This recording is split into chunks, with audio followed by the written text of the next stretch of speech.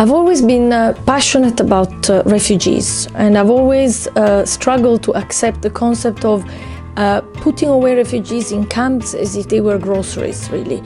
And then 4 years ago, I just felt that I couldn't just keep looking at it as I had been doing for the previous 20 years. And I thought I would take the matter in my own hands as much as I possibly could.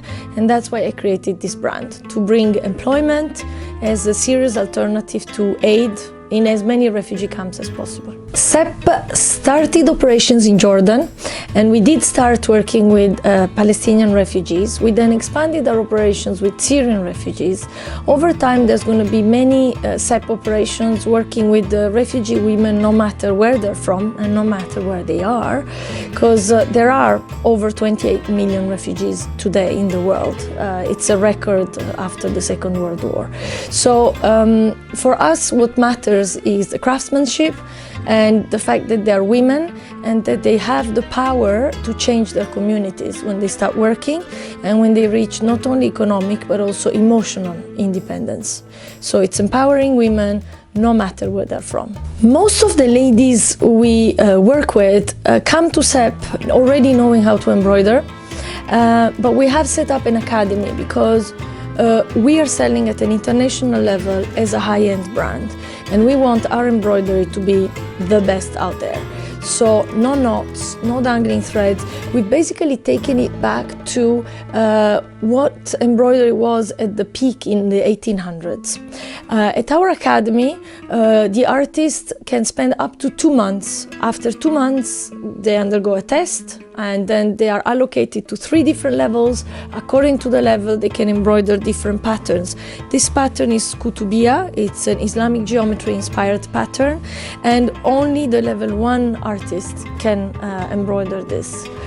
There are other easier patterns which a level 3 artist can also embroider. So for us, it's the craftsmanship is there, the heritage is there, and we are trying to protect it.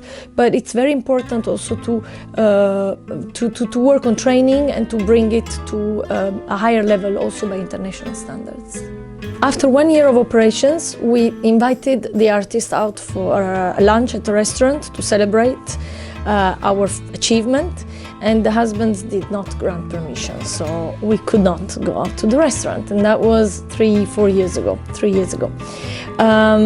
2 years after that, we invited the artist to Amman, to the opening of our shop at the Landmark Hotel, a 5-star hotel in the center of Amman.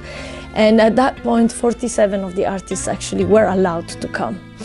This year, the SEP artists have made an official request to see if SEP could organize a trip for them to go and visit a tourist attraction in Jordan. Now, imagine the step change from when they would not be allowed to go out to a restaurant to going all the way to Amman, to a hotel, and now spending the day out as tourists. So it's a small example, but I think it's a good summary of what we actually do see literally every day in terms of the change in attitude, the self-esteem, which brings more security also in the interpersonal relationships.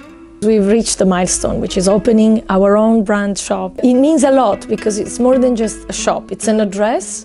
And for ladies and a community of refugees who therefore have limited rights and a limited sense of belonging where they are, because they're living in a temporary situation, to have a permanent address in Geneva, and one of this level, and which is appreciated by clients who have been coming from all over Switzerland and abroad.